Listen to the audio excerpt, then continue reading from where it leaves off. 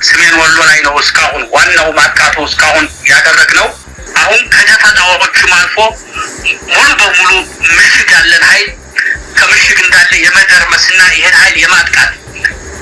ሰላም የተከበራችሁ የኢትዮ ታይምስ ቤተሰቦቻችን፣ ለሰዓቱ መርጠን ያዘጋጀናቸውን አዳዲስና ወቅታዊ መረጃዎችን ይዘንላችሁ ቀርበናል። በቅድሚያም አበይት መረጃዎችን እናሰማለን። የቀድሞ የአማራ ልዩ ኃይል ዋና አዛዥ የነበሩት ብርጋዴር ጀነራል ተፈራ ማሞ በዘመቻ አርበኛ አደማሊ አባናደው ውጊያ ተገኙ የተባሉ ድሎችንና ምርኮችን አስመልክተው ሲናገሩ በውጊያ ሕግ መሆን ያለበት ነገር ነው የተደረገው ሲሉ ገለጹ። መጀመሪያ በጸረ ማጥቃት ሲያጠቃና መከላከሉን በማጥቃት ሲደመደም ቆይቷል ያሉት የፋኖ ኃይል አሁን ደግሞ ደረጃ በደረጃ ወደ ማጥቃት እየገባ ነው ያለው ብለዋል። በዝርዝር የምናሰማቸው ይሆናል። የኢትዮጵያ ሰብአዊ መብቶች ኮሚሽን በኦሮሚያ ክልል ተጠርጣሪዎች በቁጥጥር ስር ሲውሉና በምርመራ ወቅት ዛቻ፣ ማስፈራራትና ድብደባ እንደሚፈጸምባቸው ማረጋገጡን ገለጸ። ተጠርጣሪዎች ሲታመሙ የሕክምና አገልግሎት የማያገኙ መሆኑን ያስታወቀ ሲሆን ወደ ሕክምና መስጫ ማዕከላት ለመሄድ ለአጃቢ ፖሊስ ከ500 እስከ 1000 ብር እንዲከፍሉ መገደዳቸው አሳሳቢ ጉዳይ ነው ብሏል። ተጨማሪ አዘጋጅተናል። ፕሬዚዳንት ታዬ አጽቀሥላሴ በቀይ ባህርና በህንድ ውቅያኖስ ዳርቻ የሚገኙ ሁሉም ሀገራት እኩል ተደራሽነት እንዲኖራቸው ጠየቁ።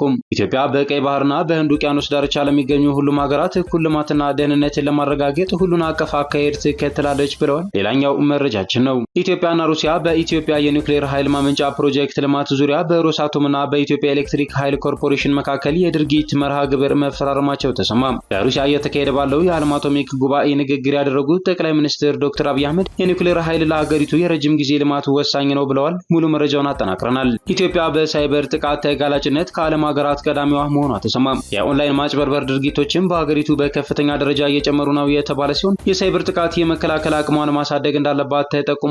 ዝርዝሩን አዘጋጅተናል። ኢትዮጵያና ቻይና የቴክኖሎጂ ዘርፍ ትብብራቸውን ማጠናከር የሚያስችል የመግባቢያ ስምምነት ተፈራረሙ። የስምምነቱ ዋና ዓላማ በቴክኖሎጂ ዘርፍ ትብብርን ማጠናከር፣ የዲጂታልና ኢኖቬሽን ልማት ዘላቂነትን ማበረታታትና ቴክኖሎጂን በሁሉም ዘርፎች የመጠቀም ባህልን ማሳደግ ነው ተብሏል።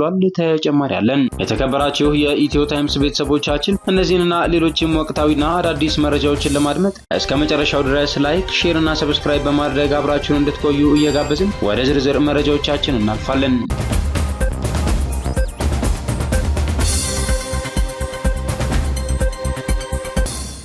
ፕሬዚዳንት ታዬ አጽቀሥላሴ በቀይ ባህርና በህንድ ውቅያኖስ ዳርቻ የሚገኙ ሁሉም ሀገራት እኩል ተደራሽነት እንዲኖራቸው ጠየቁ። ኢትዮጵያ በቀይ ባህርና በህንድ ውቅያኖስ ዳርቻ ለሚገኙ ሁሉም ሀገራት እኩል ልማትና ደህንነትን ለማረጋገጥ ሁሉን አቀፍ አካሄድ ትከተላለች ሲሉ ፕሬዚዳንት ታዬ አጽቀሥላሴ ተናግረዋል። ፕሬዚዳንት ታዬ በ80ኛው የተባበሩት መንግስታት ጠቅላላ ጉባኤ ላይ ባደረጉት ንግግር ቀይ ባህርንና ህንድ ውቅያኖስን የሰው ልጆች የጋራ ቅርስ ሲሉ በመግለጽ ሁሉም ሀገራት እኩል ተደራሽነት እንዲኖራቸው ጥሪ አቅርበዋል። አያይዘውም ከፍተኛ ባህርን የሰው ልጅ የጋራ ቅርስ አድርጎ የሚገልጸውና ሁሉንም ሀገራት እኩልነት የመጠቀም መብትን የሚያረጋግጠው የዓለም አቀፍ ህግ እውን መሆን አለበት ሲሉ አጽንኦት ሰጥተው ተናግረዋል። በተጨማሪም ከዚህ ቀደም የተባበሩት መንግስታት ድርጅት ዋና ጸሐፊ አንቶኒዮ ጉተሬስ በአዋዛ ቱርክሜኒስታን ተካሂዶ በነበረው ሶስተኛው የባህር በር የሌላቸው በማደግ ላይ ያሉ ሀገራት ጉባኤ ላይ የተናገሩትን በማስታወስ አንድም ሀገር በጂኦግራፊያዊ አቀማመጥ ምክንያት ከልማት ዕድሎች ሊገለል አይገባም ሲሉ ተናግረዋል። እንዲሁም ኢትዮጵያ በቀይ ባህርና በህንድ ውቅያኖስ ዳርቻ ለሚገኙ ሁሉም ሀገራት እኩል ልማትና ደህንነትን ለማረጋገጥ ሁሉን አቀፍ አካሄድ እንደምትከተል ገልጸው ህጋዊ የፖሊሲ ግቧን በዲፕሎማሲያዊና በሰላማዊ ተሳትፎ እንደምታስቀጥል ቃል ገብተዋል። ኢትዮጵያ በአፍሪካ ሁለተኛ ትልቅ የህዝብ ብዛት ያላትና ከፍተኛ የባህር ንግድ ያላት እንደመሆኑ በቀይ ባህርና በህንድ ውቅያኖስ ደህንነት ላይ ልዩ ትኩረት እንደምትሰጥ መግለጻቸውን አናዶሉ የዜና ወኪል ዘግቧል። ኢትዮጵያ በሳይበር ጥቃት ተጋላጭነት ከዓለም ሀገራት ቀዳሚዋ መሆኗን ዓለም አቀፉ ተቋም ይፋ አደረገ። የኦንላይን ማጭበርበር ድርጊቶችን በሀገሪቱ በከፍተኛ ደረጃ እየጨመሩ ነው ብሏል። አፍሪካን ኢንተርፖል ከቀናት በፊት ባወጣው አዲስ ሪፖርት ኢትዮጵያ በሳይበር ጥቃት፣ በበይነ መረብ ማጭበርበር በዓለም ላይ በጣም ተጋላጭ ከሆኑ ሀገራት በግንባር ቀደምትነት ያስቀመጠ ሲሆን የሳይበር ጥቃትን የመከላከል አቅሟን ማሳደግ እንዳለባት መክሯል።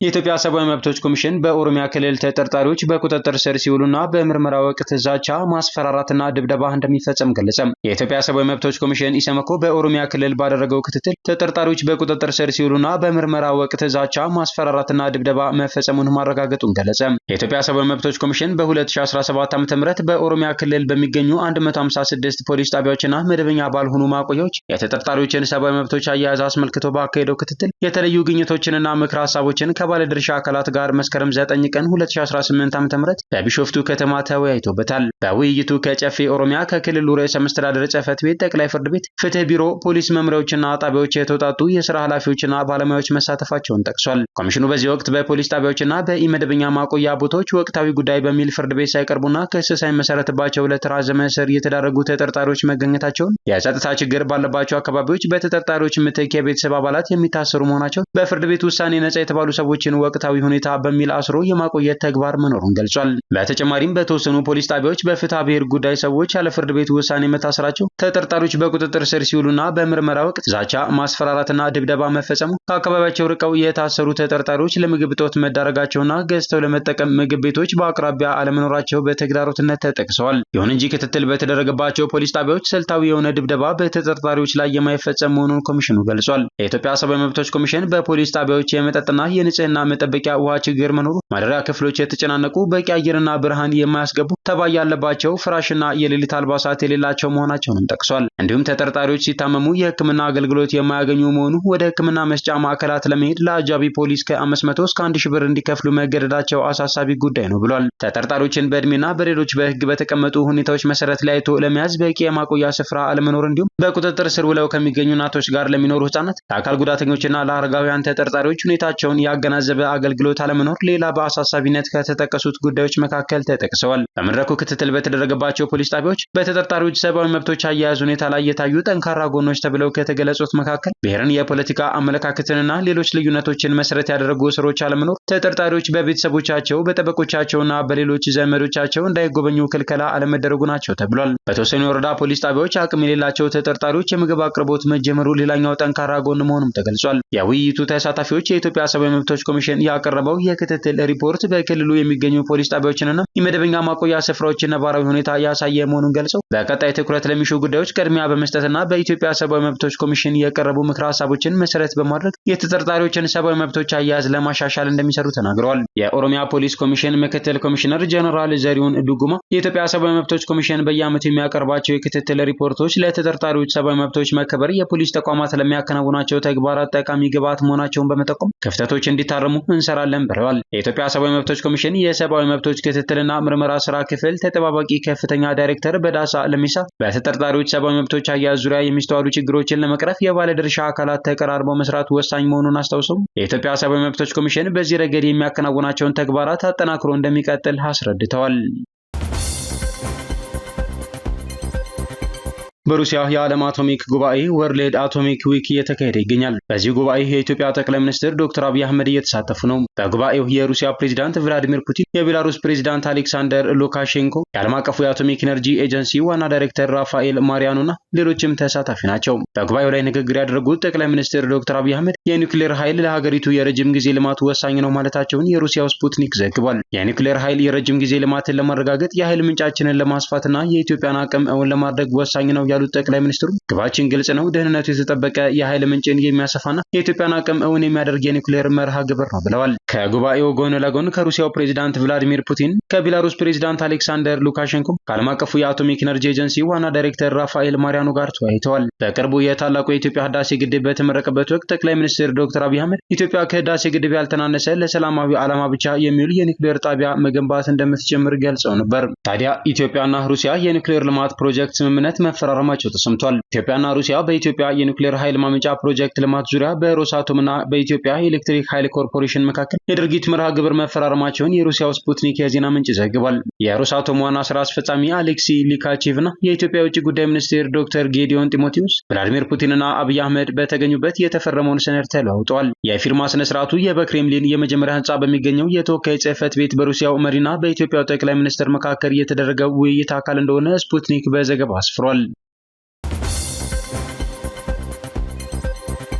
ሀገራዊ ስሜት የለም፣ አትሌቶች ሀገራዊ ስሜት የላቸውም ሲሉ አትሌት ስለሺ ስህን ተናገሩ። አትሌት የማነ ፀሐይ በበኩላቸው ለጠፋ ውጤት ይቅርታ አይደለም መታሰርም ሲያንሰን ነው ብለዋል። በቅርቡ በጃፓን ቶኪዮ የዓለም አትሌቲክስ ሻምፒዮና ተካሂዶ እንደነበር ይታወሳል። ኢትዮጵያ ስሟ በገነነበት የአትሌቲክስ ውድድር ቶኪዮ ላይ የተመዘገበው ውጤት አንገት የሚያስደፋ የስፖርቱን ቤተሰብ መላ ዜጎችን ያሳዘነ ሆኖ አልፏል። የኢትዮጵያ አትሌቲክ ፌዴሬሽን ዛሬ መግለጫ ሰጥቶ ነበር። የኢትዮጵያ አትሌቲክ ፌዴሬሽን ፕሬዝዳንት ስለሺ ስህን በተገኘው ውጤት ፌዴሬሽኑና ልዑካን ቡድኑ ማዘናቸውን ገልጸው የተገኘው ውጤት ኢትዮጵያን የማይገልጽ መሆኑን ተናግረዋል። ህዝቡን ከልብ ይቅርታ እንጠይቃለን ብለዋል። ፕሬዝዳንቱ አብሮ ለመስራት ፍላጎት አልነበረም። አትሌቶች አብራችሁ ልምምድ ስሩ፣ በቡድን ስሩ ሲባሉ በአፍ እሺ ብለው ነገር ግን አይተገብሩትም፣ ፍላጎት የላቸውም ሲሉ ገልጸዋል። ሀገራዊ ስሜት የለም፣ አትሌቶች ሀገራዊ ስሜት የላቸውም። ይህ ለውጤቱ ተጽዕኖ አሳድሯል፣ ወደፊት በስፋት ይሰራበታል ብለዋል። የአትሌቶች ማህበር ፕሬዝዳንት የሆኑት አትሌት የማነ ጸጋይ በበኩላቸው ለጠፋው ውጤት ይቅርታ አይደለም መታሰርም ሲያንሰን ነው ሲሉ ተናግረዋል። የተመዘገበው ውጤት የማይገባ ነው፣ ይቅርታ አይደለም አለመታሰራችንም አንድ ነገር ነው ሲሉ ገልጸዋል። እኔ በበኩሌ በርካታ አትሌቶች ማጣሪያውን እንደማያልፉ እርግጠኛ ነበርኩኝ ብለዋል።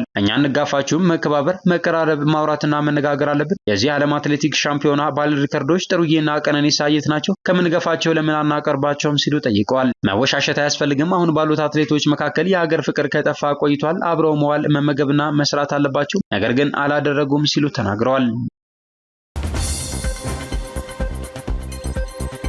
የቀድሞ የአማራ ልዩ ኃይል ዋና አዛዥ የነበሩት ብርጋዴር ጀነራል ተፈራ ማሞ ከአማራ ብሮድካስት ኤቢሲ ጋር ባደረጉት ቆይታ መስከረም 14 ቀን 2018 ዓ.ም ከጧቱ 12 ሰዓት በተጀመረው ዘመቻ አርበኛ አደማሊ አባናደው ውጊያ ተገኙ የተባሉ ድሎችንና ምርኮችን አስመልክተው ሲናገሩ በውጊያ ሕግ መሆን ያለበት ነገር ነው እየተደረገው ብለዋል። ብርጋዴር ጀነራል ተፈራ ማሞ የመንግስት ኃይል ሰሜን ወሎ፣ ሰሜን ጎንደርና ሰሜን ወሎ ላይ ከፍተኛ የኃይል ክምችት ማድረጉን ገልጸዋል። አፋር አካባቢና ጨፍራ አካባቢም ተመሳሳይ የኃይል ክምችት መኖሩን ገልጸው ጥቃቱ የተፈጸመው ይህንን የኃይል ክምችት መነሻ በማድረግ መሆኑን አመላክተዋል። አላስፈላጊ የኃይል ክምችት እዛ አካባቢ ለሚደረገው እንቅስቃሴ አመቺ ስላልሆነና መጠቃት ስላለበት ነው ያንን መነሻ አድርጎ የተጠቀው። ለኛ አዲስ ነገር አይደለም፣ ሊደረግ የሚችል ነው። እያንዳንዷ ውጊያ መሆን ባለባት ጊዜ ነው መሆን ያለባት ብለዋል። በዚህም በቀላል ኪሳራ ብዛት ያለው የመንግስት ኃይል ሙትና ቁስለኛ ምርኮኛ መሆኑን እንዲሁም ብዛት ያላቸው መሳሪያዎች መማረካቸውን አክለው ገልጸዋል። በተለይም ደግሞ የቡድን መሳሪያዎች የሚባሉት የሽምቅ ተዋጊ በየትኛውም መልክዓ ምድር ተነቃንቆ ሊሰራባቸው የሚችሉ እንደ ሞርታር፣ እንደ ዲሽቃዎች፣ መትረየስ፣ ስናይፐርና ሌሎችን በእጃችን ገብተዋል። የጠበቅነው ነው የነበረው። በዛ መሰረት ነው የሄደው። ዋናው ነገር እዛ አካባቢ አላስፈላጊ ኃይል ክምችት ስላለ እዛ ላይ የተወሰደ እርምጃ ነው የነበረው። በዛ መሰረት ነው እየተሳካው ሲሉ በቆይታቸው ተናግረዋል። ወታደራዊ አንደምታውን በተመለከተ ብርጋዴር ጀነራል ተፈራ ማሞ በሰጡት አስተያየት ውጊያው እየተደረገ ያለውና ዋናው ማጥቃት ያለው ሰሜን ወሎ ላይ ነው ብለዋል። ይሄ ሽምቅ ተዋጊው ደረጃ በደረጃ እያሳደገው የሚመጣ ነገር ነው ያሉት ጀነራሉ መጀመሪያ በጸረ ማጥቃቱ ያጠቃል፣ መከላከሉን በማጥቃት ይደመድመዋል። አሁን ደግሞ ደረጃ በደረጃ ወደ ማጥቃት እየገባ ነው ያለው ሲሉ ተደምጠዋል። ለምሳሌ ቀደም ሲል ሽምቅ ተዋጊው ብዙ ጊዜ ያደርግ የነበረው ደፈጣዎችን ነው። አሁን ከደፈጣዎቹም አልፎ ሙሉ በሙሉ ምሽግ ውስጥ ያለን ኃይል ከምሽግ እንዳለ ወደ መደርመስና ማጥቃት አድጓል። ይሄ የውጊያ ልምዱ እያደገ መምጣቱን ነው የሚያሳየው ሲሉ አብራርተዋል። በሽምቅ ሲታይ የሚተነተነው የውጊያ ልምዱ እያደገ ሲመጣ